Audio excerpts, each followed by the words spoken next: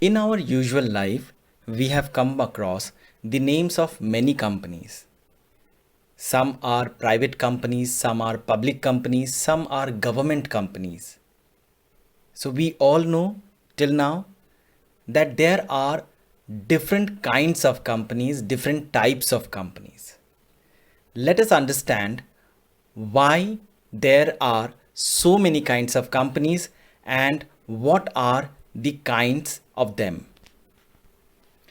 A company may be defined as an incorporated association, which is an artificial person having a separate legal entity with a perpetual succession, a common seal, and a common capital comprised of transferable shares and limited liability.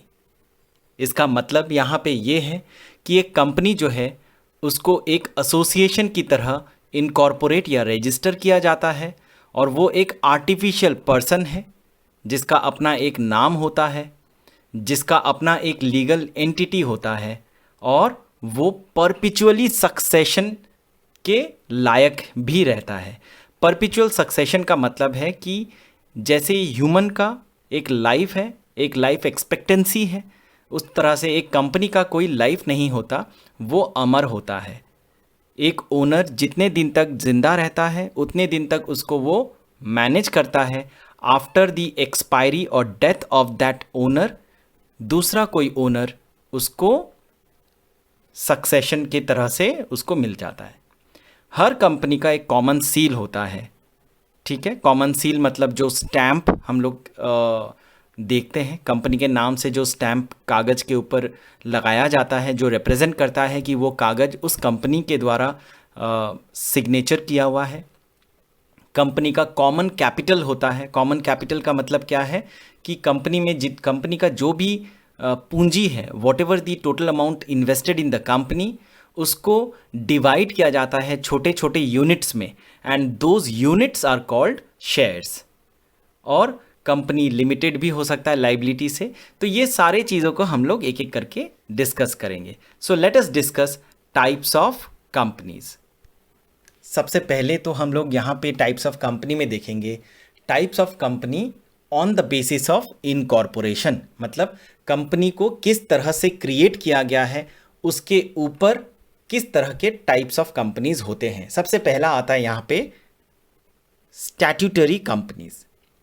देखिए, statutory companies जो है ये एक special तरह के companies होते हैं जिसको पार्लियामेंट के एक स्पेशल एक्ट में तैयार किया जाता है या फिर स्टेट लेजिस्लेचर में तैयार किया जाता है। ये कोई नॉर्मल कंपनी नहीं है, हम या आप इसको क्रिएट नहीं कर सकते। It has to be created through a special act of parliament.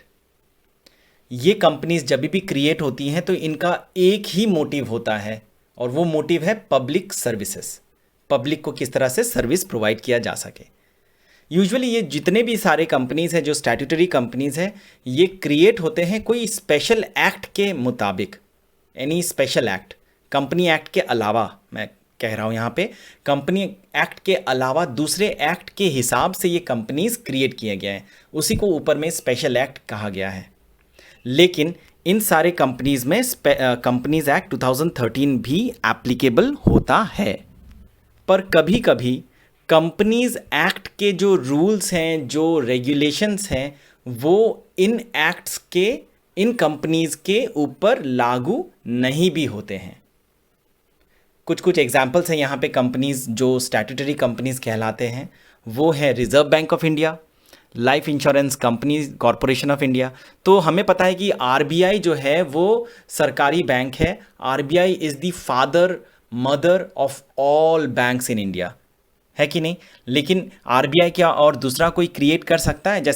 जैसे आप आईसीआईसीआई है या फिर एचडीएफसी बैंक है या फिर बंधन बैंक है। There are so many banks, ठीक है। प्राइवेट बैंक्स हैं जितने भी, जैसे कोटक महिंद्रा हो गया, आईसीआईसीआई हो गया, एक्सिस बैंक हो गया। So there are so many numerous banks which are, देखिए बैंक्स बनाना ईजी बात नहीं है, लेकिन रिजर्व बैंक ऑफ इंडिया और एक नहीं बन सकता। तो रिजर्व बैंक ऑफ इंडिया जो है ये जब बना था ये पार्लियामेंट के हिसाब से ही बना था। पार्लियामेंट में इसको रूल, इसका जो स्पेशल एक्ट है उसे पास किया गया था और उसके बाद ही आरबीआई का गठन हुआ या फिर इसका कंस्ट्रक्शन हुआ। ठीक है, तो स्टैट्यूटरी कंपनीज नॉर्मल कंपनीज नहीं होती हैं, ये स्पेशल कंपनीज होती हैं जो स्पेशल एक्ट के हिसाब से तैयार की गई हैं। चलिए दूसरे में आते हैं हम लोग, रजिस्टर्ड कंपनीज। तो ये on the basis of incorporation में ही ये सेकंड काइंड है रजिस्टर्ड कंपनीज। रजिस्टर्ड कंपनीज हर वो कंपनी को कहते हैं जो कंपनी एक्ट 2013 या फिर उसके पहले वाले कंपनी लॉ के मुताबिक क्रिएट किया गया है। So any company which is created as per the rules and formats provided by companies act 2013 और any company law earlier are called registered companies. तो ये जो कंपनीज हैं इनका जो एग्जिस्टेंस है वो तभी शुरू हो जाता है जिस वक्त उसका रजिस्ट्रेशन हो जाता है कंपनीज एक्ट के हिसाब से। और जो रजिस्ट्रार है, मतलब जो कंपनी को रजिस्टर करता है, उसका सिग्नेचर उसमें सर्टिफिकेट में लिख जाता है कि ये कंपनी रजिस्टर्ड कंपनी कहलाएगी और इसको इनकॉर्पोरेशन, मतलब इसको जो है सर्टिफिकेट ऑफ इनकॉर्पोरेशन ग्रांट कर दिया जाता है।